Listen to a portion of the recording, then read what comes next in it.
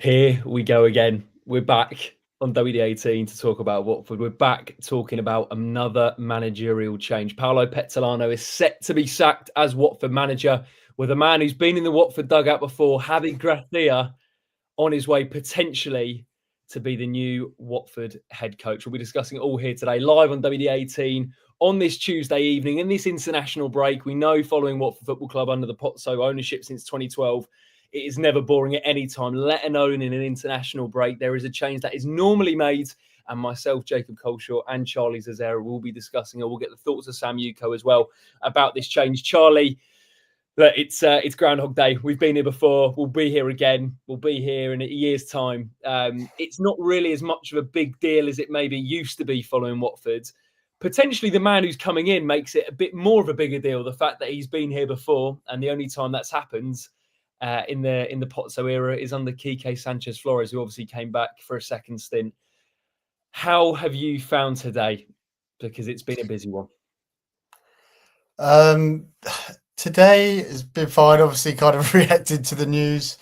It's been an interesting couple of days, especially, I think we last done our video, didn't we, last Sunday after the whole game, which not a reflection, but I thought we were quite punchy and we were quite opinionated despite the win against Hull. And I've been thinking about that and thinking about kind of my views on the situation and listening to loads of other.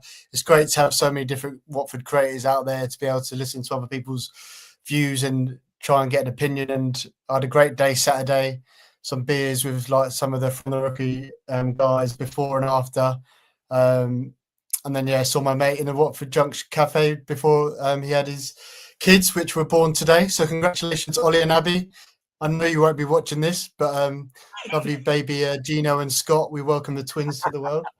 And so it's just been that's kind of been the focus of today. But Watford manager sacking news has come as a bit of the territory for us, really. But how have you been, and what was your reaction to the news? I know you were working on Saturday, weren't you? Yeah, I was working on Saturday. I was following from afar and then caught up with the game when I got back.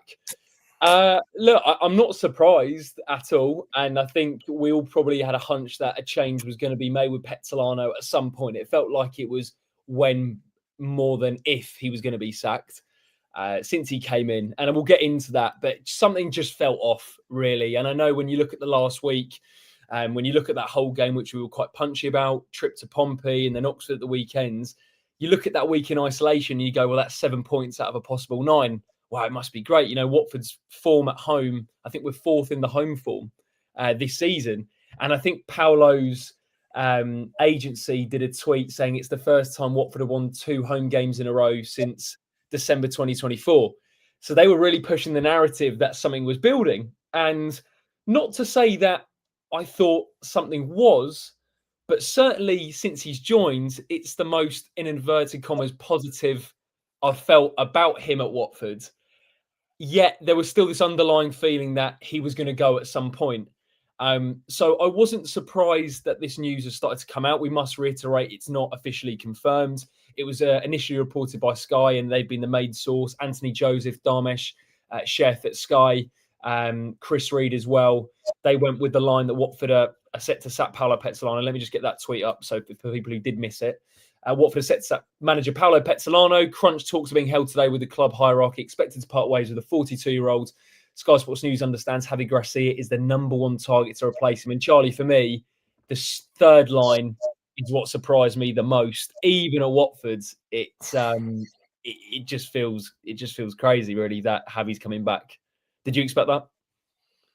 No, I did not. No, that was the big surprise today. Javi Gracia obviously came into Watford, was it after Marco Silva, after he kind of flirted with Everton, and our form dropped off, and Javi went on to be great for us, took us to an FA Cup final, and we were really close to Europe that year. And then we sacked him we thanked him by sacking him after 4 games of the new season. So he knows exactly what Paulo is probably feeling right now.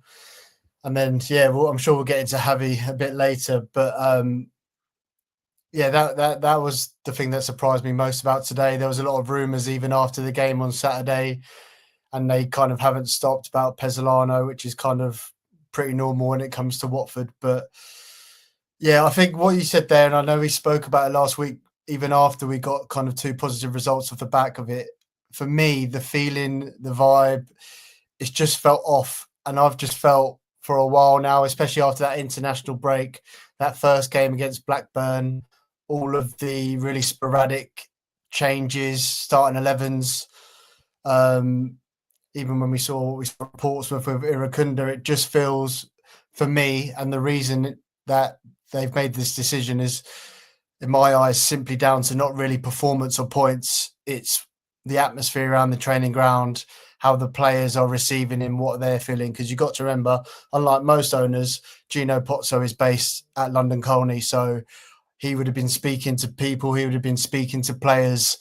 And even since that Norwich League Cup game, I've just felt the body language from how the connection with the players and him, even from kind of the captain loser. And obviously there's the language barrier. We saw Barr came on. Barr's a big talking point, and he just looks really angry, upset. He had a shot saved and he looked like he was trying to show everyone, tried to, make a statement, but he didn't look like he was enjoying his football. So for me, that's the big reason why Gino's made the decision. And I think we're going to talk about it. Maybe we'll talk about big picture stuff, but like, I'm really keen to stress like the root of all of Watford's problems. I've said it on a couple of videos for people that don't know, and we've had the usual people laughing at Watford fans, but it's all down to Gino Pozzo in my eyes, who's kind of really lost touch since those years in the Premier League, and we've just been chasing our tail ever since, and he's been making bad decision after bad decision. So I think when we talk about the big picture stuff and the reality of why Watford are where we are, it's down to him for me. Yeah, I agree with you on that. And let us know your thoughts in the comment section below. We'll get Sam's thoughts just now, actually, because as we mentioned, we've had a 3-game week. And that feeling, Charlie, for me anyway, kind of came to a head this week with a few things. I think the Iracunda sub felt like a moment this season, but also in the reign of Pezzolano. And look, he would argue, despite he brings on Vata, who gets a goal and an assist, who, fair play, he's backed himself there, and it has paid dividends. It felt like a moment where that sort of showed maybe the mood towards the manager. You see Barr going straight down the tunnel. You saw Pezzolano going straight down the tunnel at full time. Having said that, every away game he was coming over to the fans. So there was a real sort of drop off in the mood, and it was quite aggressive, I felt, as well, in terms of the vibe, the morale. It went from, I remember being in the away end at Charlton and Pezzolano coming over, and there was a real optimism, regardless of whether you felt it was the right sort of appointment. I think we all were like, wow, okay, there's something here. There's something happening, or you don't know what that was going to be. Unfortunately, what has happened maybe hasn't transpired the way we all thought. But it's just amazing to me, Charlie, how quickly the mood has really fallen off. And as someone who was there on Saturday, did you feel it in and around the ground? Because I spoke to my dad and he just felt like the atmosphere was really flat. Even the week before, it was flat. It just doesn't feel like we as fans, I don't want to speak on behalf of everybody, but I'd say the majority didn't really buy in to Pezzolano from the off, really. Yeah, and I think the huge kind of caveat to that and the context was the affinity that the fan base had with Tom Cleverley. We saw the scenes at the end of the season where the rookery was singing his name, and I think if you look at our video when the decision to sack him, the mood is probably a bit different to the video we're doing now, because it was a lot of anger. Because even with Tom Cleverley, we know he wasn't the finished article. I know this ground's been gone over, but there was a connection there. You saw the way the players interacted him. So the fact that they got in Pezzolano and the Gino statement, which we can go through again, talking about ambitions this season for the playoffs, and we've hired a manager, a promotion specialist. And when that doesn't go right and the players aren't buying into him, the fan aren't buying into him, for me, it was only going to go one way. I've just put that message in. I don't know if you've seen it. So do you want to bring that up? Not a bit of breaking news, but an interesting bit of news that's just come through. Yeah, absolutely. Troy Deeney, obviously TalkSport pundit, Watford legends, has come out saying that Paulo Pezzolano has fallen out with everybody. That is literally as of 9 minutes ago from Adam Jury at the Watford Observer. Troy Deeney claims Watford head coach Paulo Pezzolano has fallen out with everybody at Watford ahead of potentially being replaced by Javi Gracia. Deeney went on to say, this is probably breaking confidences a little bit, but I know Pezzolano, has fallen out with everybody. When you fall out with everybody, you haven't got someone there holding the ship together, going at players, falling out with fans. It's never going to work. We already know this ownership is not afraid to pull the trigger. Unfortunately for him, it didn't work. I actually feel sorry for the players at this moment in time. There's no real sense of direction. There's no real system. They've changed system 4 times already this season. There's no continuous team. Obviously, Troy played with Javi Gracia when he first came in 2018, in January, all the way through to when he left in August 2019. And Deeney played under possible replacement Gracia between that time, and he's a big fan of Gracia. It was probably our most talented squad when he was sacked, but we had a bit of a hangover from the year before. He's a great guy and a great coach. He's very good with man management and understands people really well. If it's the same coaching staff, they all complemented each other really well. For us, he was great and it worked. But then again, they say never go back, don't they? Let's see. I hope it works. And that's probably my reservation on Gracia, Charlie, and we'll get into that in just a second.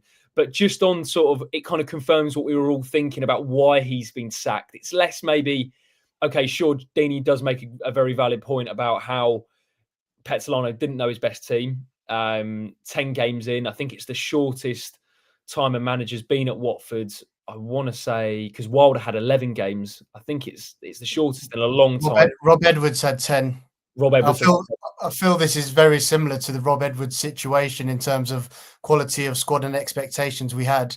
I think the big difference between this one and the Rob Edwards one is this is Gino's man. So Gino has sacked Tom Cleverley to appoint Paulo Pezzolano. He sacked Paulo Pezzolano, and then he's hired Javi Gracia, who's the more man management style. So yeah, interesting quotes from Troy there, which kind of vindicates kind of what we were saying. And Jacob, like I've said, the thing that I've been toying with, and I've been having kind of interesting discussion with some of the guys, especially from the Rookery end. So if you haven't listened to their recent podcast, it's really, really good, really balanced and interesting. And those guys are kind of looking at, especially the numbers and thinking about, dare I say it, the season and how Pezzolano is trying to put together a squad to manage for the whole season. Do you think that is a fair argument when you saw his team selections and the substitutions? I'm struggling with that argument, if I'm honest. I honestly believe the group of players we have now, and I understand that argument about, look, we all know it's a 46-game season, there's ups and downs, there's everything in between. But I think what was a bigger issue for me was the man management and what we were hearing about when you have a young squad, and we've reiterated so many times in this channel, when you have a lot of people around my age, 22, 23, 24, and they're not fully, and you can tell, let's not pretend, you can tell the body language, you can tell the reactions of certain players, some of our best players, and they're not fully bought into what they're trying to do. Now, there is a wider point, and Watford's quite nuanced in the respect that, do the players have too much power? You know, should it be like that? It should be the manager. While Gino Pozzo's here, you can't manage like that. I don't think. It didn't work with Ivic. It didn't work with Pezzolano. I mean, I'm trying to think of other examples. The point is, there was a lot of examples where it hasn't really worked when you have a manager like that.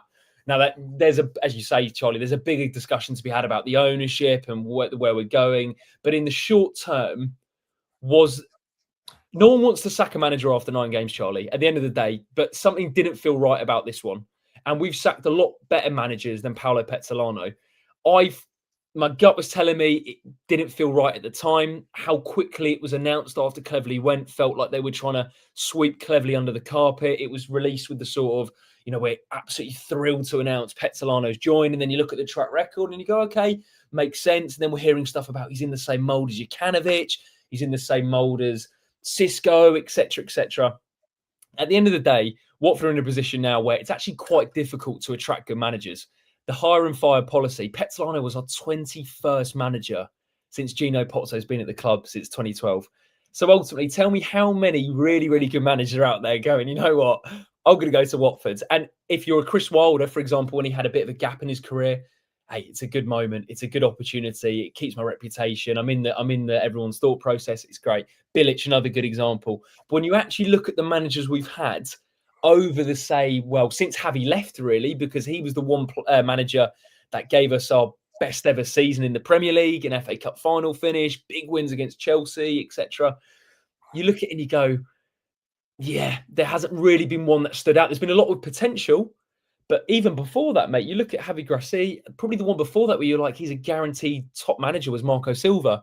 So Watford are probably bringing back a popular manager who's oversaw one of the club's most successful periods, probably is the only and best and realistic move they can make. I honestly don't know, Charlie. What else can they do? Because if people keep talking about a Danny Roll isn't coming here. Let's be honest here. Why would Danny Roll go anywhere near Watford? He's just been at Sheffield Wednesday, which has been an absolute mess. He's coming to Watford where he doesn't know whether he'll be here to the next international break. For Javi, it's a no-brainer. You know, you look at the teams he's been at, it's Al Sadd, Leeds, Valencia. This is a guy whose stock's pretty low at the minute.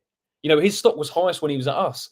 So in a weird way, it works for everybody. But the bigger picture here is when you look at how we're being run as a football club, it's just chaos. It's absolute chaos. I've completely gone on a tangent, but I think to your point, Charlie, I do understand that. I do understand planning for a season. I do understand the way he was trying to work out which players here, which players there, when to use them, etc.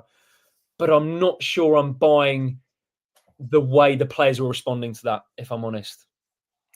Yeah, I think your point there, and one of the reasons that Paulo looks like he's going to lose his job for me is the man management. And I just think in the modern game, it's so important now to have that kind of emotional intelligence and that people skills and the ability to connect with, I think, players most importantly, but fans secondly. I think, look at Ruben Amorim. Why is he still in with a job?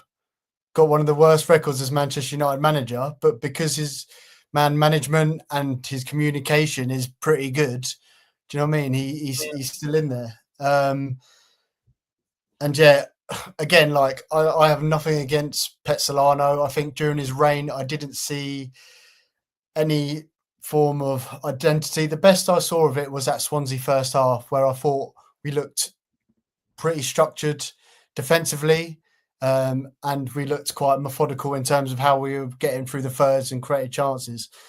But after that, it was just pure randomness, chaos at times, back to front. And I think there's so much nuance and there's so much grey because, yes, we've got 7 points out of 9, but even I'm looking at these fixtures, whole game, we could have been 3-0 down at half time.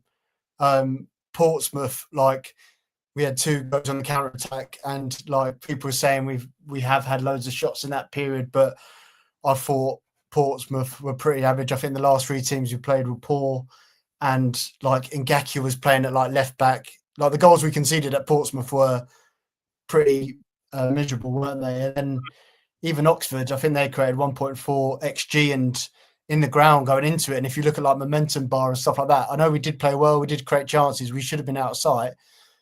But do you know what I mean? We're all still nervous going into the final game, and they're still kind of creating chances. So yeah, I just think with the eye test for me, especially because I haven't looked kind of deeper and analysed much this season, but with the eye test and just the kind of vibes and how it is feeling, I just felt like, and I probably do think it's the right decision. Obviously, I'm not happy with how Gino Pozzo is running our club, but that's the reality of what it is, and we're not going to change. But my feeling was, I think it is probably the right decision only because it's inevitable that when we play a better side and when we first have a bit of adversity or the cracks show, when the players aren't bought into the manager, they're not going to be able to dig you out of a hole, and they're not going to be a cohesive team unit. And we're going to lose games. And I thought it was either do it now or do it in November, or do it.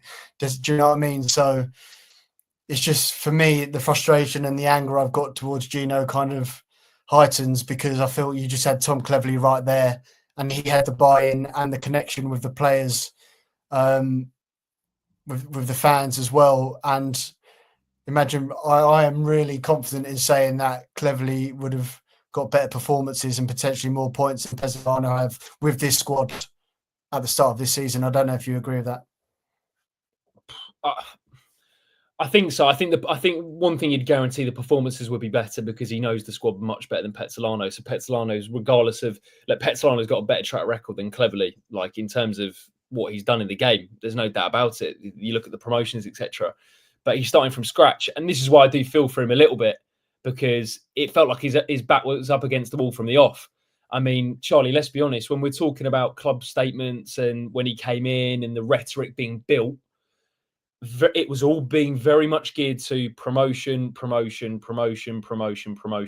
And ultimately, he's being judged against that. So he couldn't have a slow start. And the performances, if we actually go through them, let me get these on screen and we'll talk about why they've made the change now. If you look at sort of the first, these are the games that Pezzolano's had. Charlton away was poor. First game, you let him off. QPR, okay, good win. But QPR then got smashed 7-0 by Coventry the next week. So, okay, maybe that's a bit harsh, but Swansea, as you say, that one half we looked good, then kind of fell off a little bit. Southampton, another worldie from Iran Kunda, a brilliant goal from Barr. But on the whole, Blackburn poor, Millwall awful. And then the last week, it's a really weird one because despite 7 points, Charlie, it felt half glass empty with what we saw. You know, I think the 7 points in 9 games is kind of not telling the full story about what we saw. As you say, we could have been 3-0 down against Hull. Portsmouth, look, fair play to him. He made a change. But there, I think you take a point on the road. That one, to be fair enough.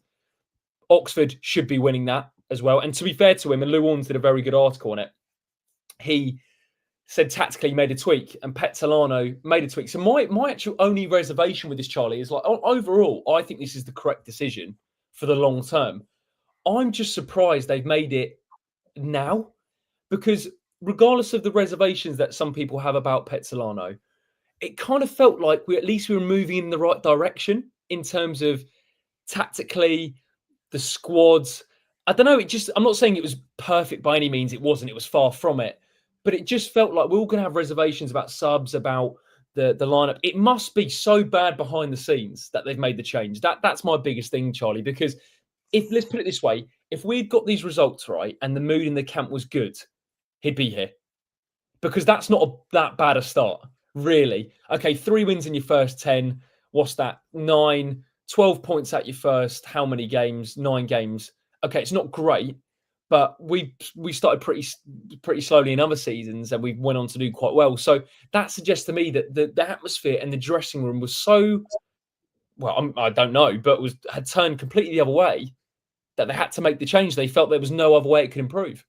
Yeah, I mean, we saw a week ago as well the social media clip that the club put out with Pezzolano's team talk. And again, there's some different views. Some people actually like the passion he showed.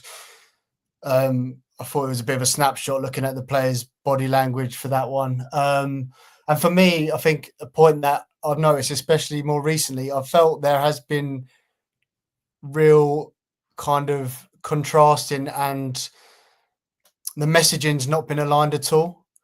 For example, when you look at the players that we've brought in the likes of Kurumgor and Formers Mendy, the club are saying they're our number 1 striker target, number 1 defensive target.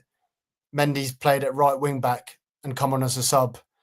Kurumgor's been dropped and he's just coming back into things. You're hearing quotes that Pezzolano is saying stuff like, what did he say about the club? The culture's wrong and we need time and stuff. And like, I know I joked in our WhatsApp chat and I said, you don't like, look, it's a bad hire from Gino again, which is probably 6, 7, 8 in a row now. But it just felt like Pezzolano wasn't helping himself at all in the way he was going about things, the things that he was saying. And yeah, I just didn't think there was any alignment at all, even with kind of the messaging that the club have put out and what kind of Pezzolano was saying, especially in like Adam Drury's pieces. So yeah, it's just like you said, we get to the start, it just felt off, and we don't like talking about managers. Everyone's taking the mick out of us as we go, but now my feeling is kind of that numbness to it. And yeah, well, how do you feel about, like, I don't know if you've had time to think about it, but like, because when Cleverley went, it was a real kind of step back and big picture, and I was angry, frustrated, and kind of really unenthusiastic about everything that was going on. And I feel like the sense is kind of different this time. But should we still be focusing on that massive issue? And like there's, I'm not confident that Javi's going to work. Like, we'll get into that in a bit. But do you think we need to be worried as a Watford fan because of this consistent approach that just seems to be getting bad decision after bad decision? And could it, do you know what I mean? Could we end up in League One? And if that's the case, that's, do you know what I mean? Gino's valuation of the club is going to be a lot lower than it is now. Yeah, I mean, so many layers to that. For me, Yes. no. It's a really good question. I think the reason this one feels different is because we don't have any emotional attachment to the guy. The bigger issue for me is the hiring of these head coaches rather than the firing, ironically, because what is the hiring process? Because we were told when Pezzolano came in, he was a promotion-winning coach. He was great with young players, and it seems like he's upset pretty much every single one, judging by even one of our best players at the start of the season, Cipriano, who's 24, is being frozen out of the team. Vata is only getting a look in recently. Iran Kunda stormed off on Wednesday night. Bar's not being used.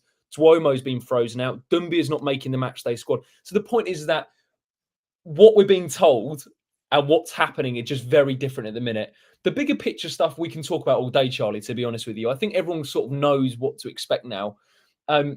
Ultimately, this season, we were told, it depends what you want as a Watford fan, if I'm honest. What do you want as a Watford fan? For me, I see us as a mid-table championship club. That's what we've always been. If we can push towards the top six and have a fun season and really connect with the players, for me, that's a great season. You have more good days than bad days. At the minute, it feels like it's this sort of mindset, which is like promotion or bust. And regardless, we've got to go up this season. And if it doesn't happen, everything explodes and we're in trouble. The problem is what you say about it could go completely the other way, where we talk about Javi Gracia.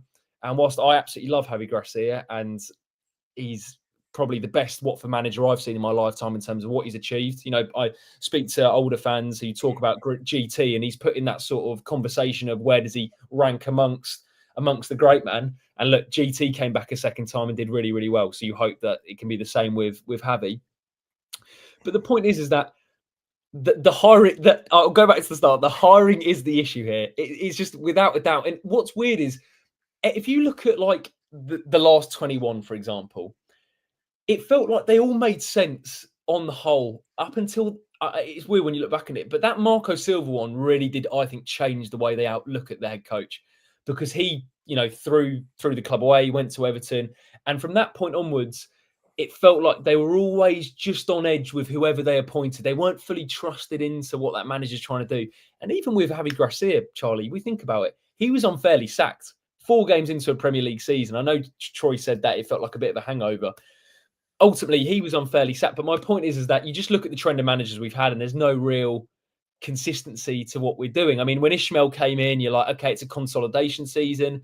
Then you look at last season with Cleverley. Can we build on that with a guy who can maybe take us forward for the next couple of years? Then you look at this season, they've gone, oh, well, we're going to go all out for promotion. And now we've got Javi. And I wouldn't say Javi guarantees us promotion, does he? And to be honest, does he guarantee us improving this team? I mean, I like to think so. I mean, automatically, he's got the fans on side. And automatically, he's probably got the players on side. But I look at it, Charlie, and I go, I'm not looking at it thinking, God, we're going to have a good time with Javi. But is that a wider thing, or is that him specifically?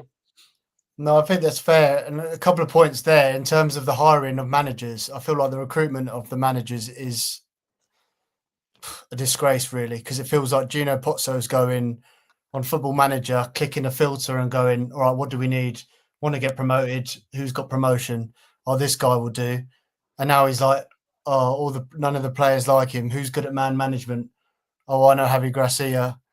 The fans liked him, the players liked him, the PR is going to be good around him. And you never hear about interviews, you never hear about a recruitment, any due diligence or anything. Feels like Gino's just kind of it just feels really like Tin Pot and Mickey Mouse. And I find it really bizarre, because I think when you look back to Marco Silva, I think he was probably the best coach that he's ever hired. And ever since then, it's just been an absolute mess. Well, Charlie, just to jump in there, if you look at our managers, just in the last how many years since Silva, how many have actually gone on to go beyond Watford? So like Silva now is in the conversation of one of the best managers in the Premier League outside the big clubs, right? But I go through them now, right? Javi hasn't really worked anywhere else. Kike, don't know where he's gone. Nigel Pearson obviously retired. Ivic, Cisco, Ranieri, Hodgson, Edwards, you'd argue, to be fair, has gone on to he's having a good career. Bilic, Wilder to an extent. Ishmael, not an upgrade. Cleverly has gone down a league. So the point is, if you really take a step back, since Javi was last here, the only two managers really you look at who have gone on to have a good career, Edwards, and you'd probably say Wilder in the sense that he's with a team now who are, I mean, not this season, but last season he was close to getting promoted. But even then, they're not like massive upgrades on Watford, are they? And can you name a former Udinese manager? It's pretty tough. So, like, I think that's what they know. They know rolling the dice. They know manager bounces, hitting the spikes, and they hope. Again, I've said it so many times. He's the biggest gambler of our football club, and he's going for it again. And I think this is another reason. Again, kind of big picture stuff. Another reason why Pezzolano's going, because I think Gino's, and we've heard him say it from the horse's mouth, I want to get Premier League next season. I've got a feeling that the end of the Pozzo era is coming, and which is a positive for me. Why do you think that? I think from stories that we're hearing, I think the fact that Premier League, I think he wants to get that valuation as high as possible. And I think his options are get Premier League to get that money and sell up. But the only alternative to that is don't get promoted, but what assets can we sell so that he can make as much money? And that's one of the reasons I think Pezzolano, because he's got Barr on the bench, Vata on the bench, Iracunda, like, do you know what I mean? Cipriano even, who isn't playing, and like Duomo, Dumbia, like the list goes on. So he's looking at all these assets thinking you could be potentially, well, all my money's going in the drain. So that's another factor I think is really important. And yeah, like it's just, I don't know with Javi. It's I think never go back. I think I was so scarred after Kike, and that was kind of so bad. And I don't know if that was Kike's fault. You raised a good point about Graham Taylor, but I just think times have changed. But I think we joked about, I don't know if we spoke about on the channel, especially like talking about other managers and stuff, but I think there was a really good tweet that I saw is like, we need someone who's going to have a bag of Haribo's, give it out to the lads, slap them on their bum on the way out. Do you know what I mean? Give them a hug. Look at Cisco, got us promoted, and look what he's done since. Nothing. So in terms of profile, it's probably what we need, but whether that's enough to get us promoted, I'm not confident at all. Interestingly, it's a formula that's worked for Pozzo. If you actually look at it and you think Ivic, that sort of disciplinarian, Cisco comes in as a vibesman, takes us up. Now, don't get me wrong, we had a squad that was one of the best in the league. It's a little bit different, I think. When people are sort of making comparisons to that, I really struggle with that because whilst I like a lot of our squads and I think it's a lot of good young players, there were a lot more proven players and Premier League proven players as well, Charlie. We're not talking about... And a lot more leaders in that team. We were speaking about on Saturday, but Deeney, Cleverly, Foster, Trooks de Kong. Do you remember that infamous meeting they had after that game? And if you look, So, and you look at the squad now, hasn't got that, has it? No, it hasn't. I mean, there's so much to break down here. Just on Javi, before I will get Sam's thoughts and have a little bit of a break as a sort of like ad break before we get back into it.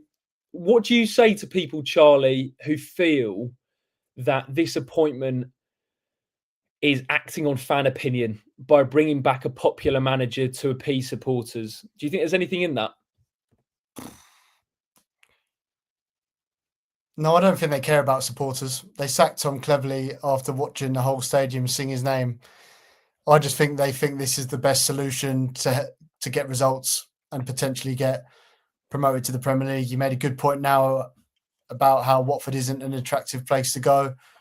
I think the squad's quite attractive, but for someone to come in October and turn it around, and the fact that Javi knows what he's walking into, the fact that he's already got relationships in the club, it's just like I don't think he's that creative, but I think he's a quick win and it could work. It might not work. We might talk about kind of tactically. I think the squad's screaming to play 4-2-3-1. So I don't think they care about the fans one bit because we spoke about this a lot. One point I just wanted to make about Bar, which is a kind of big problem, and the fans really unhappy about this. And I predicted him to be our player of the season. And kind of some of the conversations I've been having are people saying, look, if he's throwing his toys out the plan, if he's not behaving, do you know what I mean? He's right. Like the manager needs to have that authority to do that. And even like people are saying about Bar kind of, oh, he only scored 4 goals last season. If you actually look at the stats, like per 90 minute, him and Rocco Vats have got the most goals and assists. Like last season, Cleverley didn't have Bar that often, didn't he? Cleverley was the one who gave Bar that platform. And even when Bar's played this season, he's contributed. So I'm not having that. Like there is a huge talent there, and I think he's got to play. And like we've seen him at his best, and I think it's the job of the coach to get the best out of him. But I just wanted to raise that point because for me, and when you watch content with Bar and seeing what he's like I think he's a good lad, and I don't think, do you know what I mean? He not that he's turning the dressing room, and even you see like Irukunda and stuff, like there's some good personalities there. So the fact that he hasn't been able to connect with him. Let's throw to Sam. I feel like I want to hear what he's got to say about the situation. Yeah, let's do it. So Sam is currently in Amsterdam, and he was he's doing the Ajax tour, I think, at the time this sort of news broke. We should just reiterate, none of this has been confirmed yet, but I mean, the signs are there that it is pretty much done. So here is Sam's thoughts. I'm going to try and get a picture up in the meantime because I feel like it'd be a little bit of a shame just to... There we go. So I'm going to get a picture up of Sam just so you can sort of bring it to life a little bit. There he is in all his glory. I predicted that Sam will be on Sky Sports News this season. Does that mean it's coming in? The guy absolutely loves it. There he is. Beautiful. So let's cross over to Sam to hear what he has to say. Hi guys, hope you are all good. Apologies I can't be on the stream this evening. I'm currently in Amsterdam, as I thought with it being the international break I could have a few days without any big Watford news, but I should have thought better knowing this football club, and I think this is probably our most popular international break to change our manager in. I was actually in the Johan Cruyff Arena, or the Ajax Stadium, when the news got announced about Pezzolano potentially exiting the club, and Javi Gracia coming in to replace him. And I saw Steven Berghouse's Ajax shirt.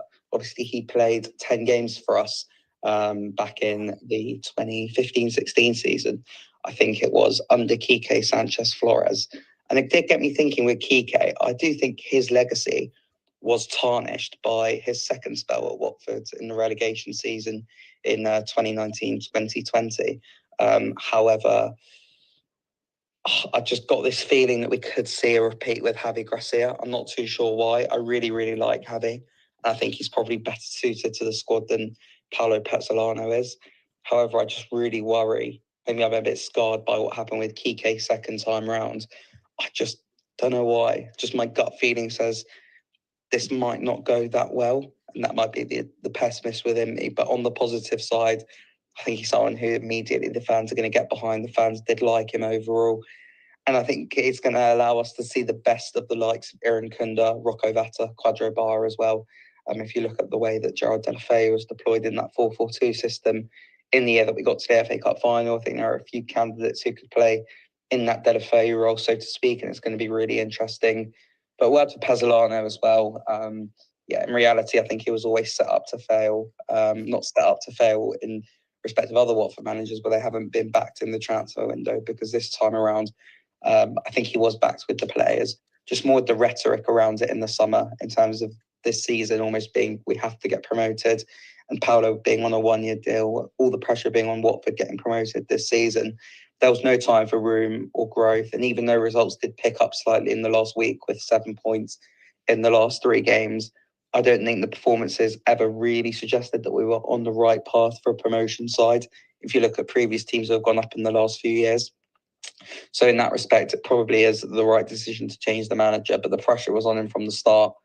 So I do sympathise with him in that respect. And yeah, it's going to be interesting to see if Javi is the replacement, how that goes down generally. I think we'll see a mixture of emotions. I don't think I'll be the only one who's feeling a bit scarred by Quique Sanchez-Flores' second spell.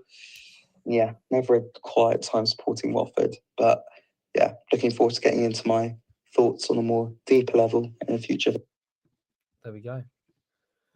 Mr. Sam Yuko still delivering, talking about Watford from Europe, from Amsterdam, and Stephen Berghaus, actually.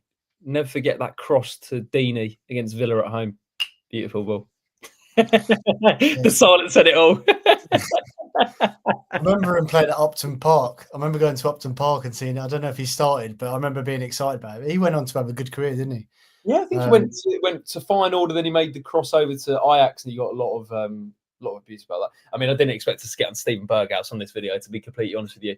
Someone, there was really, I mean, look, please let us know your thoughts, your comments, your feelings in the comment section below. If you're listening to this live, if you've got to this on the sort of record afterwards and you're watching this back, drop us a comment below. Let us know if you agree, disagree with what we're saying. We're always open to it, as long as it's obviously respectful. But we have, our community is very respectful, to be fair. But let us know your thoughts and feelings in the comment section below. Leave a like on the video, subscribe, all that good stuff. Should we do some questions now, Charlie? Should we wait for someone to come in and then we'll go back? Because one thing that Sam sort of mentions there was how, I mean, we're looking ahead already, but how Javi will play. Now, I'm actually leaning towards us not playing that 4-2-2-2 that he played. I feel like that would be square pegs and round holes. And I think looking at his time in Al Sadd, but maybe Leeds is a better example. He used a 4-2-3-1 at Leeds and he used a 3-4-3 at Al Sadd. Now, if you remember his time at Watford, he actually did, at the start, mix between a few. He did the 3 at the back in a couple of games. He did the 4-2-3-1, but then he settled on the 4-2-2-2. 4-4-2, whatever you want to call it, with inverted wingers, attacking midfielders. If you had to put a prediction on how he'll set up, how do you reckon he will to get the most out of this Watford team? Yeah, I've said it before, and I think this team is perfectly set up for a 4-2-3-1. I think we've got a great defensive unit now. It's great to see a Banquer playing again. Like, I thought he was excellent against Oxford, one of the better players. We've got so many good defenders that can play there, whether it's Caben, a Banquer. We don't really know how good Mendy's yet. We know he's the club's #1 target. We've still got Pollock. And then, I think Petri's been a really good signing. I've been pleasantly surprised by how he's coming at right back. And Gaki is always dependable. Got his 2 goals. Still laughing about when he shot for that hat trick when the rookery told him to shoot. Gotta love Jezza. And then, I think with Loser and Cipriano are perfect to hold him. Are they going to be able to replicate what Capu and Decore did for Javi all those years ago? I'm not too sure. But then you've got the attacking talent of the 3 in behind, whether it's Bar on the right. I don't like the way Irakunda's been playing. I know he's done well, but I don't really see him as a second striker personally. I think he's really well suited to the left. You've got Vata as well. We haven't even spoke about Georgi Chapfadadze yet. Is he going to be playing in the number 10? Can Vata play in the 10? Can Loser play in the 10? With Mendy dropping down, there's so many different options. And I think after Kurumgor's performance, I'm trying to get that pronunciation a bit better. After his performance, when he came on, I thought he looked really, really good, really clean on the ball. Build-up was excellent. And that's a big thing that Javi did, especially with Deeney, kind of using him with your Andre Gray or your Delafeu next to him, bringing people into play. And Javi, I think if I'm right, he had really high fullbacks, whether it was Firmino or Jan Matt, kind of trying to get that width where the players coming inside. So interesting you said that about what system he played with Al Sadd. I looked at the Leeds games when in the Premier League. He played 4-2-3-1 with Leeds there. So it's not necessarily like Javi's wedded to the 4-4-2 or 4-2-2-2 that he used to play with us. I think he's going to look to the squad. But I think most importantly, he's just going to pick up that energy, get people smiling, get the atmosphere good, hopefully getting players in their best positions. And with the squad that we've got in the Championship, I think if you look at our squad next to most teams, we should be, beating most teams. So, yeah, it's going to be interesting. I want to hear kind of what all the comments have got to say. If they've got any questions or any thoughts, and we can kind of respond to them. Because I'll tell you what's a good question. I'll start off with, unless you've got one, Jacob. But what's more likely? Watford make playoffs, or we have a third manager this season? I mean, track record would say a third manager this season, I think, if you had to if you're a betting man. I mean, what I will say, and this is really sort of looking high in the sky, if he does get top 6, and I'll throw it out there, even do take us up, which I do think is unlikely, by the way. I don't think that will happen. Look, I'm not going to rule out playoffs, but I think it would have to take a pretty special impact. Javi would probably go down as one of the greatest to ever manage Watford. But and what I mean by that is, look, obviously GT will always be there. There's no one can surpass that. But in terms of that sort of next in line, if he took Watford out the Championship into the Premier League after the season he gave us in 2018-19, that's food for thought. I don't know if anyone would disagree with that in the comment section. But look, we all know he's an extremely likable guy. He's humble. The club know him inside out. I'd imagine a lot of people who work at the club have worked with Javi before when he was here previously. Look, football's a small world. And I just wonder how the players will take to him. I'd imagine pretty well. I mean, let's be honest here. Let's not overcomplicate it in the sense that if he plays our best players in the right position and gets them feeling good about themselves, you will instantly see an impact. The interesting thing is, though, Charlie, when you actually look at the games he's come into, that's my biggest concern with this. I have no doubt, really, he'll have an impact. I don't think there's any question that he'll come in and you'll see an uplift for a period. But that is now looking like a huge game. That Sheffield United game, with the way they've started against Chris Wilder, 2 former Watford managers going head-to-head away from home, that feels like we need a result there. West Brom at home, I watched West Brom against Millwall. That's a winnable game. I'm telling you, that is a winnable game for Watford. Coventry will be difficult. We know that. The way they've started the season, they're flying in the first 9. They're unbeaten, 27 goals scored. Borough, I would say winnable at home. Ipswich, tough. Bristol City at home, winnable, absolutely. So they've probably made this decision, looking at it going, do we have a better chance before the next November international break of picking up more points with Javi Gracia in the dugout than Paulo Pezzolano? And if I was a betting man and I was going to weigh those odds up, Charlie, I would probably say, yeah, I'd agree with that. We do have a better chance with Gracia in the dugout than Pezzolano. What do you think? Yeah, for all the reasons we spoke about in terms of getting more of a tune out of these players and lifting the spirits. And yeah, there are some difficult teams there. But again, with the squad, we've talked about how the signings that we've brought in and the quality, do you know what I mean? We should be a match for anyone. And again, that's my big thing this season is like just the performances there hasn't been for me like any great performances. So, but again, I've got a little Quique Sanchez Flores gremlin on my shoulder, just like it's interesting them actually saying the stat that was coming out of the Oxford game, the last time we had the most shots was against Arsenal under Quique Sanchez Flores in that 2-2 game, which we were brilliant that day, weren't we? And then it all went downhill. Yeah, like we know with Watford, they'll probably look at this now and go, okay, let's have this run of fixtures to the end of the year. Let's see where we're at. And they'll be, do you know what I mean? They'll be assessing again in January and going, do you know what I mean? Stick, have we got a chance of playoffs? Are we totally out of it? Are we kind of borderline that we could do with another boost? Like, they're going to keep gambling until they run out of chips or dice or whatever. But it's just a minefield with Watford. And at the moment, I think the thing that's been for me really kind of flat about this season, and I've been quite not infused, is just that connection or that excitement with, or that the hope really with what you've seen on the field, which has been a real shame really, especially after the kind of optimism going into the season with the squad that, to be fair, the ownerships have assembled. Have we had any good questions yet? We've had some good comments. So thanks so much to everyone who's watching live. I think this is probably a record or near record for live viewers. Over 260 of you joining on this Tuesday night. Ben says, get the sangria in. Enjoy the vibes. Javi is back. He is the Cisco to our Vladimir Ivic, the Ikanovich to our Beppe. The Orns are going up, which is a hot take. Sean, if you're Manchester City, you would be recalling Elaine from loan from this mess, wouldn't you? Charlie? I think Max Alain's been one of our best players this season. I think he might be up there for the most minutes, him and Kevin Caben. Mm. In the England under-21s now.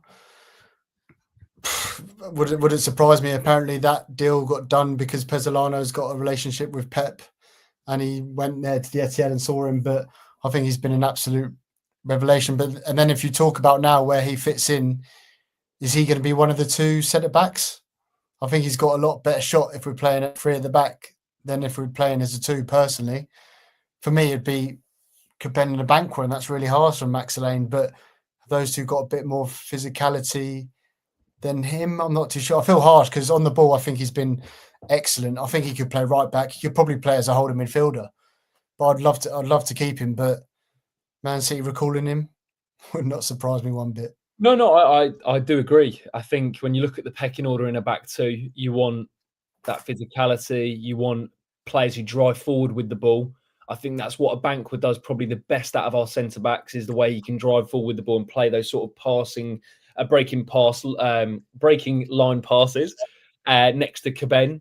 But also, I think you then throw in foremost Mendy into the mix as well, who's a centre back by trade. And I do feel for Alain because I think, look, we might be proven wrong, but I think if I'm a manager, I'm probably prioritising a bit more physicality at the back than I am technical ability with Alain, if that makes sense. So, again, fascinated to see what system we go with. Let's run through some other comments. Beefing Jerry says, anyone else feeling jealous of clubs like Bournemouth and Palace, clubs that have been properly managed and have cemented themselves as Prem teams? I think you're bang on there. I think we'd all swap their positions in a heartbeat. I think particularly Bournemouth have had I think the sort of narrative that Bournemouth have a lot of money. I think Palace is particularly impressive because that's been done over a sustained period of time. And I know that hurts a lot of Watford fans to admit that, but I think it's fair play to Steve Parish because he had a vision when he got to the Premier League. He made them a stable Premier League club and to win the FA Cup. Fair play to him. And now they're in Europe, so they're having a great time. Michael, if it's not Javi taking over, what other former manager in the Pozzo era would you want taking over? That is a phenomenal question, Michael. That is a phenomenal question. I can't do this anymore. Can I just say, I was not expecting that level of question, just because normally we're all talking about what's happening at the minute. But I'll throw some names out there. It'd be Mark. Sorry to cut in. Go on, run through. But from when? From 2012? I think the obvious answer is Marco Silva.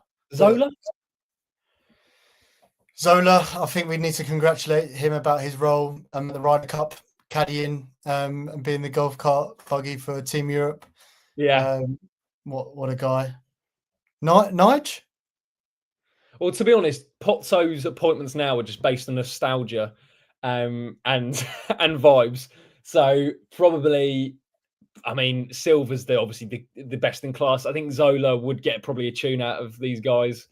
Who else? Some would argue Rob Edwards. Yeah, I've got a question for you and the comments. Go on. Say it does go badly with Javi, and we pull the third manager of this. We have another 3 manager season. If we look at the trends, what type of manager, or could you put like a guess about a manager who would bring in as our third this season? Normally they go now for like the Chris Wilder or the Nigel Pearson. That's kind of what's been the third manager, hasn't it? So any predictions, or like Roy Hodgson? Claude Puel to take over in March. I feel like they're always English. Do you reckon? Mate, well, Allardyce came out, didn't he, on the podcast and said he got approached at the same time as Pearson, which, summed it up a little bit. Wow, I'd have to look at some of the names on there. Do you know what? Someone like Sabri Lamucci, I could just see that. At Watford, someone like him. Someone said Steve Bruce after he'd just been sacked by Blackpool. Warnock, Aurelio Gomez, Russell Martin, Dan Gosling, Charlie Daniels, Lloyd Doyley has been thrown into the mix. Why not? Mariappa. Right, so let's at this point, why not? Someone said Gary O'Neill. Look, Gary O'Neill's not joining us, unfortunately. What about that? Dan Richards there. Which one?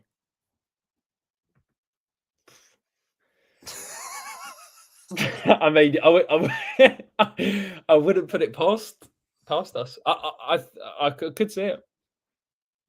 For people listening on audio, Dan Richards' comment, honestly, just get Troy Deeney in. Would it surprise you? Wouldn't me? Wouldn't surprise me. Right, let's have a few more comments. There's been loads here, and I want to make sure I cover most of them. There was one from HJ. I think the players will have respect for Javi. Do you think he could bring Deeney or some ex-players in as a coach? That might be one to look out for. Charlotte says, anyone else apart from Javi that Gino should be considering, assuming they would consider working for Gino? Well, you'd be looking at probably the players, the managers that have been here, right? So that, I mean, we kind of went through some of them, but a really, really good question. Charlotte, Ian says, Gracia always interacted well with the fans as well, a likeable guy. I think the squad suits Javi.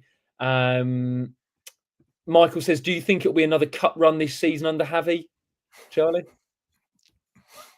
What, Woking in the third round? Could we?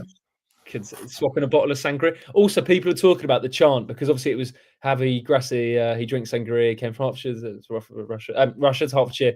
He's 47. He's football heaven. Now, is it going to be from? I don't know. I don't know what we're going to do it to. Because how old is he now? 52. I'm not sure. I'm a bit ill under the weather. I haven't got that creative juices in me to rework that. I did see a great comment on Instagram today. It's like, I've just stormed down to Tesco and ordered a cheap bottle of sangria at 11.25. Oh, good stuff. Alex says we need a 3-year plan. We're not ready to get promoted. The foundations were built with Cleverly, and we should have let him build on that. But now we're back at square one. Toasted says, if Javi is the best option, how far have we fallen? Have to ask who else would look into it. If Javi was good, he would have done something since leaving. But all I see is a failed stint at Leeds. I do agree with the premise of the point. What I will say in Javi's defence with the Leeds job, they were more likely when they took over to go down, if I remember correctly, than stay up. And it was a sort of roll of the dice from Leeds. So although there's a relegation next to his CV, I think most managers would have taken that opportunity with the Premier He didn't League. get him relegated. Big Sam did. Big Sam did, didn't he? Yeah, of course. He also won. He won 3 of his first 7 games. Like, there was little optimism when he came in, but I think they got battered by Crystal Palace at home and Liverpool, and yeah, that fan base is. That's an interesting point. Just before we finish, sorry, I know we've been going on, but no, I mean, I've got a few more comments as well. To be fair, so just one that people have been talking about, and I think it's a fair assumption to say that the culture that Gino has brought into the club has seeped into the fan base and how reactionary we are and wanting to change, which is probably wrong, but that's just the reality of it. But I look at Watford's fan base as quite forgiving, quite patient, quite mature and sensible.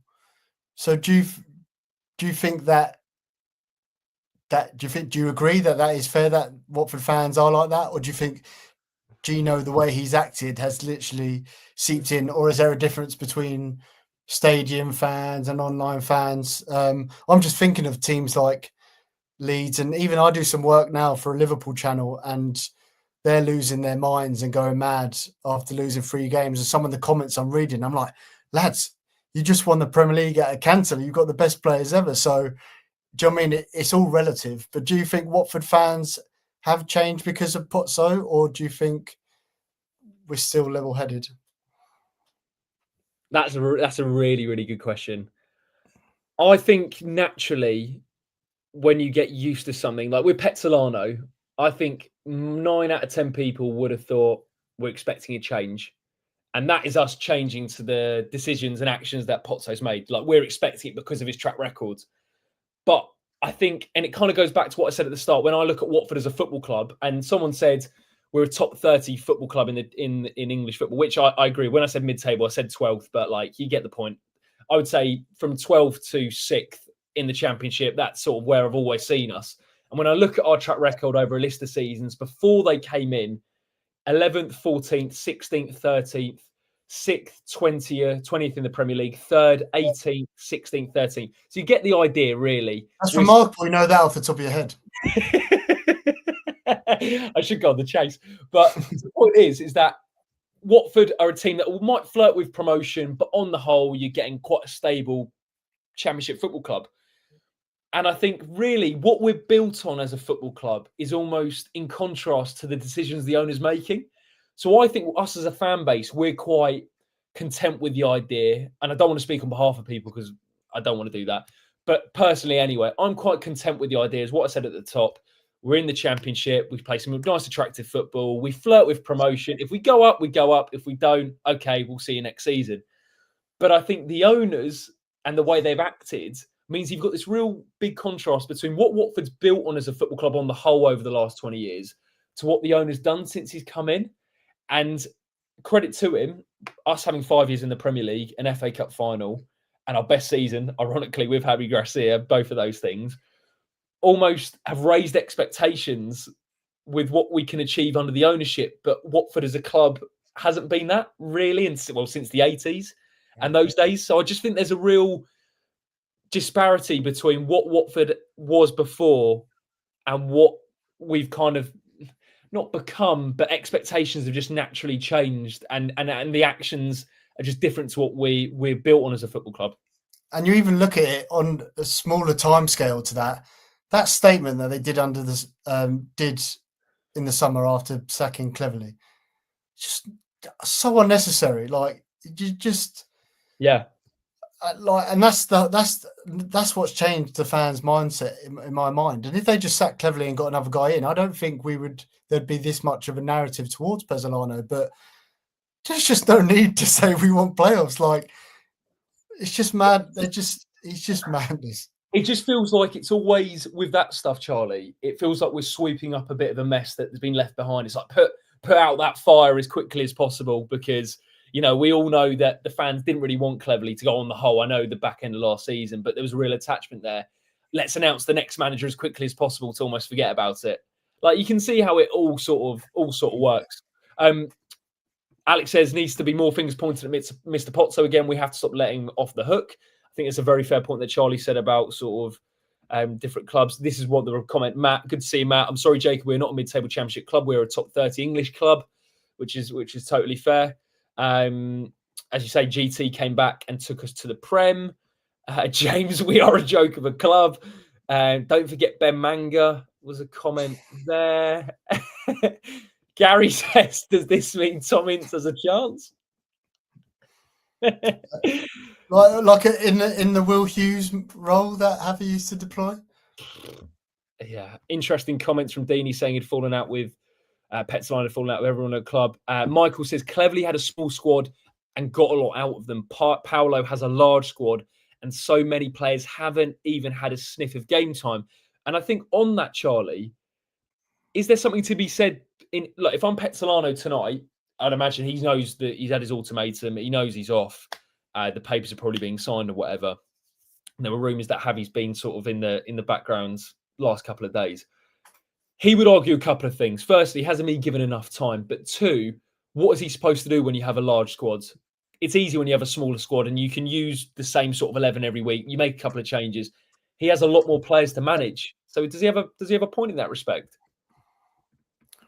Kind of, but I think the first two players that I think of in this instance is like players like Sissoko and Kayembe, who one have low value to like if you're Gino Pozzo's eyes, and two had their performance kind of warranted to be in the starting 11, which is an argument. So he has got a case of he's never going to be able to keep all the players happy, but and yeah, I know there's kind of intangibles. I'll get Sam's bingo word there with like Sissoko and the leadership, but I think his performances haven't warranted a starting place. So if you look at kind of performance and then kind of how you're using your assets, I want to wrap up soon because I'm tired and my voice is slowing down. But like the drop in of Cipriano to me is absolutely crazy. And like one, because his performances at the start of the season, I think the club are looking at him as an asset, potential captain. And yeah, for him to be dropped, he kind of came on and struggled, didn't he? But I just thought that was bizarre. Mendy's done okay, but again, if you look at Mendy's profile, he's a 32-year-old free agent that we've got in, and I think the club would have gone, we're just getting this for depth, for cover. And this is before we've talked about Duomo. So we could talk about Watford all night, but that would send everyone watching and us crazy. But Jacob, give us your final thoughts. I don't know if you've got a bit of positivity or any other points that you want to get off your chest that hasn't been made yet. I was actually about to ask the same thing to you if there's anything we've missed. I've seen a few people in the comment section talking about Troy's comments sort of match up to the video we saw on the club socials. Some people are saying this is a mid-table squad, but we have a lot of a talent. It just needs the right manager. And I think on that note, I probably will say, and I think we like to leave it on a positive note. What I will say is there was a big smile on my face when I saw that Javi Gracia would be back in the Watford dugout, if this is all to be true. And whether it's a nostalgia thing, which it probably is, or whether it's just the man himself, you know, when we talk about connections to managers, I can't remember one that I felt as connected to, apart from Tom Cleverley, but Javi Gracia in terms of what he brought us as Watford fans. You know, it was a lot of smiles, a lot of celebrations, one of the best years we've all had following this football club.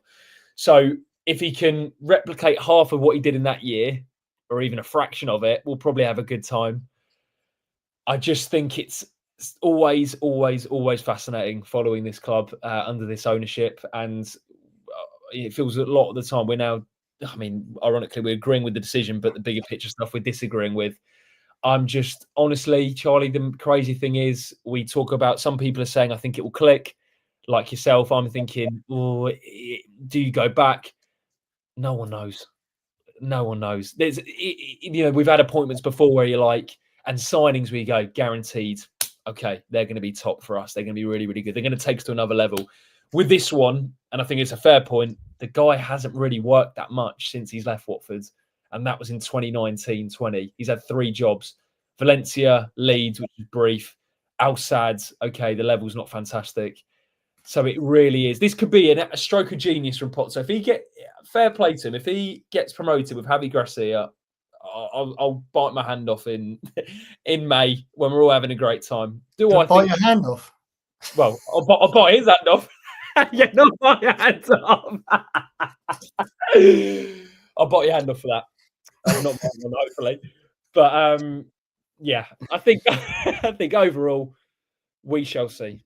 We shall see. That's my sort of take. Is there anything you wanted to add? Because I know you're absolutely knackered, and your missus is probably thinking, Charlie, come on, let's stick on Corrie. I don't know. She likes Javi. Have you met him? Yeah, he's lovely.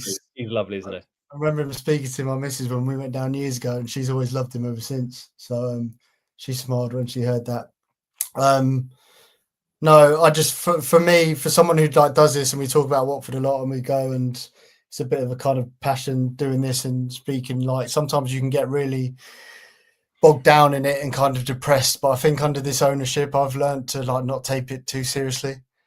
At the moment, it looks like we're not going to get relegated, which is a positive. I think there's a lot worse teams than us. So I just think let's try to enjoy it as much as we can. I'm going to go to Sheffield United for the first time to watch Javi Gracia's tricky horns, apparently. So again, just try and enjoy it. Like Watford's about community. It's about spending it with your loved ones. So don't get too bogged down in it. Don't get involved in the kind of back and forth on social media and point scoring and stuff like that. It's really not worth it. Football's to be enjoyed. So hopefully Javi can bring a bit more of that enjoyment back for us. Absolutely. That's a great way to leave it. And thank you so much to everyone who watched live this evening. 250 of you over throughout the last hour, which is absolutely crazy to think we're just 2 lads talking about Watford. It's a shame Sam couldn't be here, but he's having a great breakaway. And also, some people are probably thinking, how are you reacting to it when it hasn't been confirmed yet? I'll be completely honest. I'm on holiday tomorrow. Charlie's busy with work. And I think we all know how this normally ends up anyway. So we thought we'd jump on live tonight and get it done. But thanks so much to HJ for the lovely comment. It was a great conversation with you guys, most importantly. And thanks so much for leaving your comments, all your feelings. If we didn't get around to your comments, I'm so sorry. But I tried to answer as many as possible, at least get them on screen. So if we did miss it, we'll read them in the comment section below afterwards and just let us know what you think. But again, huge thank you to Charlie. Huge thank you to all of you who watched today. And we will be back probably after Sheffield United to have a debrief and talk about it all over again for what will probably be Javi Gracia's first game in his second stint as Watford manager. Leave a like on the video if you did enjoy. Comment down below your thoughts. That is crazy to say, isn't it? Subscribe to the channel if you're new, and we will see you very soon. Look after yourselves and up the Hornets. You want?